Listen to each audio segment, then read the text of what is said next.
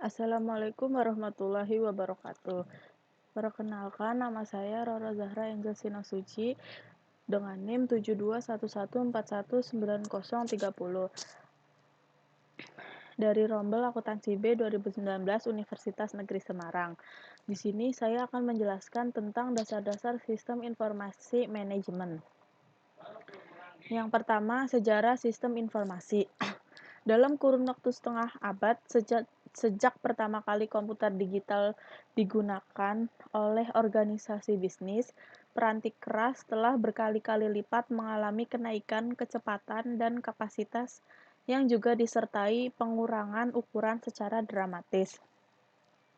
Pada waktu yang sama, aplikasi komputer terus mengalami evolusi dari yang sebelumnya digunakan untuk mengolah transaksi akuntansi secara sederhana menjadi sistem yang dirancang untuk mendukung manajer dan para pemecah masalah lainnya.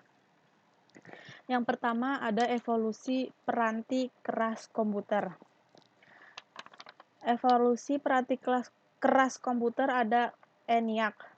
ENIAC merupakan sebuah mesin yang dapat melacak kembali komputer yang kita kenal sekarang.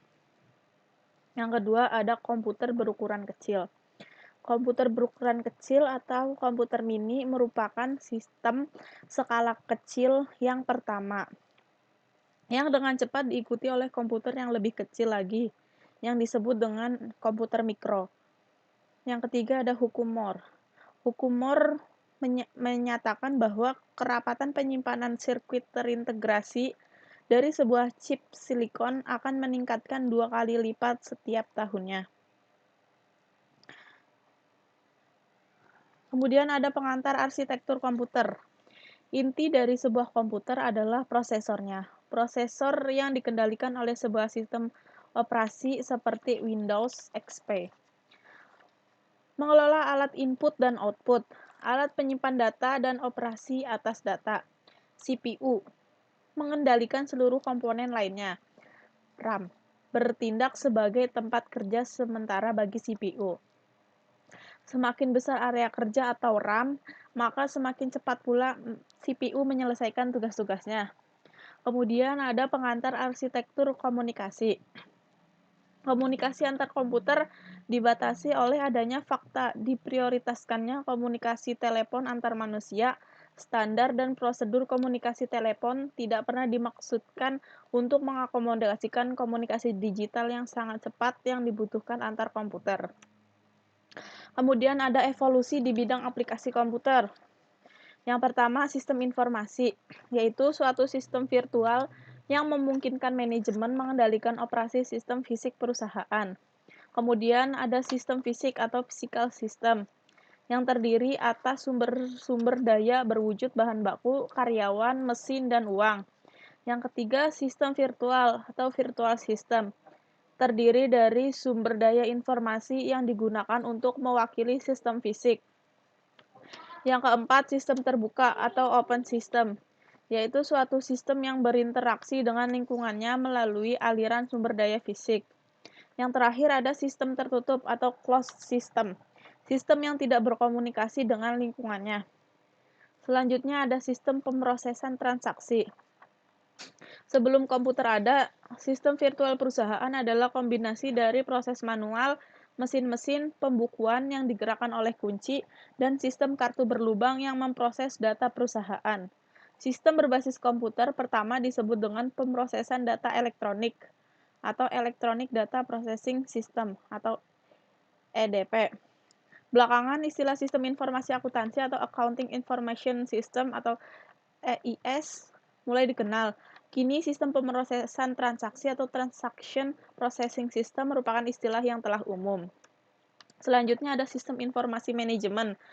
Sistem informasi manajemen atau SIM atau Management Information System atau MIS adalah suatu sistem berbasis komputer yang menganut informasi tersedia bagi para pengguna yang memiliki kebutuhan serupa. SIM akan menghasilkan informasi melalui penggunaan dua jaringan peranti lunak, yaitu yang pertama ada peranti lunak pembuat laporan atau report writing software. Peranti lunak pembuat laporan menghasilkan laporan berkala maupun laporan khusus. Yang kedua ada modal sistematis. Modal sistematis menghasilkan informasi sebagai hasil dari suatu simulasi atas operasi perusahaan. Kemudian ada sistem kantor virtual. Sistem awalnya sederhana dan bersifat administratif, namun kini mereka biasanya disebut sebagai suatu sistem produktivitas pribadi atau personal productivity system. Manajer menggunakan teknologi untuk melakukan pengolahan sendiri atas bagian tugas-tugas administrasi yang membantu para manajer.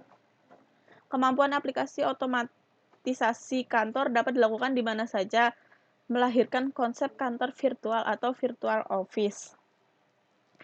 Kemudian ada sistem pendukung pengambilan keputusan. Suatu sistem pendukung pengambilan keputusan atau Decision Support System atau DSS adalah suatu sistem yang membantu seorang manajer atau sekelompok manajer memecahkan masalah. Ditambahkan kemampuan dukungan keputusan kelompok melalui peranti lunak yang berorientasi pada kelompok yang disebut groupware. Sistem perencanaan sumber daya perusahaan.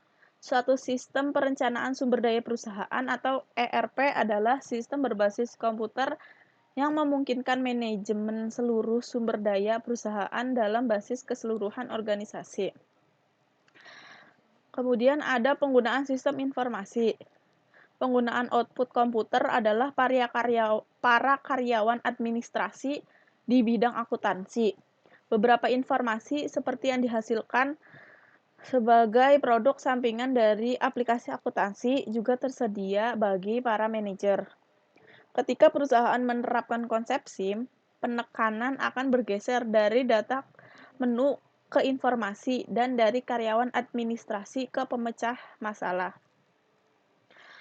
Kemudian ada manajer sebagai pengguna informasi. Manajer adalah individu, kebutuhan informasi yang mereka miliki sangat beragam. Namun, beberapa kerangka bermanfaat telah dikembangkan sehingga memungkinkan kita berfokus pada peranan informasi dalam pemecahan masalah. Kemudian peran informasi dalam pemecahan masalah manajemen. Pemecahan masalah adalah aktivitas terpenting yang dilakukan seorang manajer, merupakan suatu gambaran yang terlalu disederhanakan. Pemecahan masalah dan pengambilan keputusan. Hasil dari aktivitas pemecahan masalah adalah solusi. Memikirkan masalah sebagai sesuatu hal yang selalu buruk adalah suatu hal yang mudah untuk dilakukan. Karena kita jarang mengartikan frase mengambil keputusan dari sebuah situasi, sama halnya dengan kita mengartikan frase memperbaiki sebuah situasi yang buruk. Lalu ada tahap-tahap pemecahan masalah. Yang pertama, aktivitas intelijen, yaitu mencari kondisi yang membutuhkan solusi. Yang kedua ada aktivitas perancangan, yaitu menemukan, mengembangkan, dan menganalisis kemungkinan-kemungkinan tindakan. Lalu ada aktivitas pemilihan, yaitu memilih salah satu tindakan tertentu dari berbagai tindakan yang tersedia. Yang terakhir aktivitas peninjauan, yaitu menilai pilihan masa lalu. Yang terakhir ada masa depan teknologi informasi. Masa depan teknologi informasi akan didorong oleh biaya yang rendah dan meningkatnya kekuatan komputer maupun komunikasi. Kekuatan komputer diukur dalam kecepatan pemrosesan, kapasitas penyimpanan data, dan keragaman alat-alat input dan output. Kekuatan komunikasi diukur oleh biaya dan kecepatan transmisi, seperti jumlah data yang dapat dikomunikasikan dalam satu waktu tertentu. Sekian dari saya, apabila ada salah kata, mohon dimaafkan. Wabillahi taufiq wal hidayah. Wassalamualaikum warahmatullahi wabarakatuh.